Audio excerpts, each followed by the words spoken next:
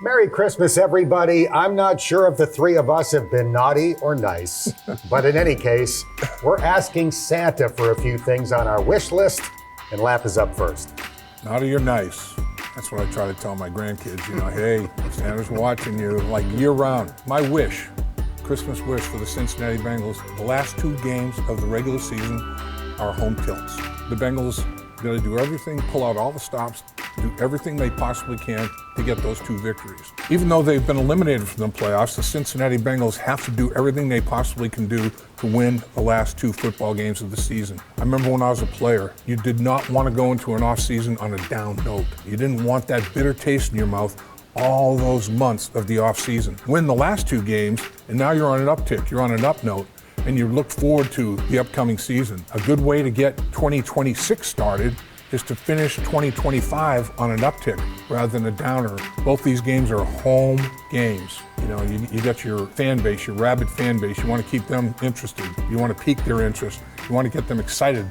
All right, Santa. Lap wants back-to-back home wins on his list. How about you, Butch? I would like, for the Anderson men, the Anderson guys, Kenny and Willie, to get into the Pro Football Hall of Fame. That would be the ultimate Christmas list, I think, for any Bengals fan. Kenny is a finalist for the first time since 1998. He's a finalist in the senior category for the first time ever. Willie, because he had such a good showing last year, he's qualified to be in the finals again. Up against some tough guys, first-year ballot that Willie is finding, Drew Brees and Larry Fitzgerald, that'll be tough. Kenny Anderson in his category is going against Bill Belichick and Bob Kraft. Kenny's the best quarterback not in the Hall of Fame. He's the only quarterback with 4 passing titles not in the Hall. If you take the absolute value of any player from 1970 to 1985, the first 16 years of the merger, Kenny Anderson is the number one player. He tops a list of 12 other Hall of Famers right behind him. Willie Anderson, we know well as a modern era candidate. 5th straight trip to the finals, put him in. Best right tackle of his time, the first right tackle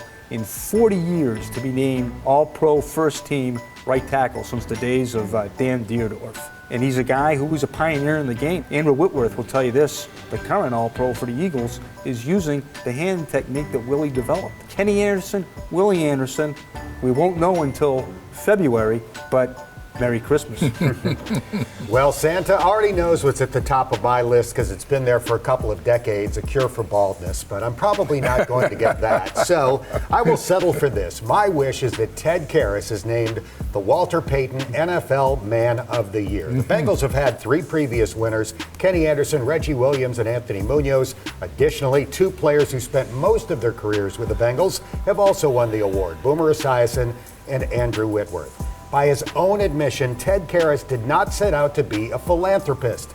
But after having a few hats made as a gift for his new teammates when he signed with the Bengals, Ted realized he could sell them to help others, and the Cincy hat has raised more than $3 million to support adults with intellectual and developmental disabilities and other causes. This is the second time that Ted has been the Bengals nominee, and here's hoping Ted Karras is named the Walter Payton NFL Man of the Year in February. That's what's on our Christmas wish list. We hope that you get what's on yours in this Who Dey Conversation.